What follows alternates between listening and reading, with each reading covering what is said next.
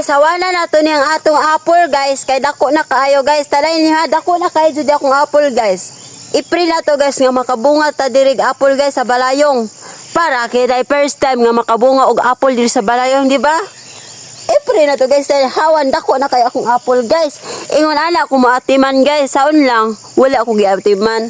Walay problema. Limpyuhan na to ning apple na to mga choy para mutambok og mudako og samot mga choy para makabunga na siya ba. Kay wala pa ko kakita sa personal mga choy nga punuan sa apple nga nagbunga og ako'y magkuha. Mamunga ni po mga choy, libre ra mo diri mga choy, panguha lang mo diri. Ug pasalamat pud ko sa ako ang mama mga choy kay taga-bulan iyahan ning ginaabunuhan para mutambok og samot og mubunga jud og maayo. Nagpalit kog apple sa market mga choy din na Ailey, sumaw ning gitraya na kog tanom, wala ko nagdaho mga choy nga ni dako pod siya samot. Maong hope mo dako pa niyo og samot og mubunga og daghan. Aron dili na ta makapalit sa market mga choy ba, kay nindot man ni natay tinanam kay natay harbisonon. Kay diri sa bukid mga choy og kugihan ka man nanom daghan jud ka makaon og ma-harvest. Oh, hawa na atong apple guys. Talay ninyo dako na kay akong apple guys. Nanggigigil ako sa inyo ha.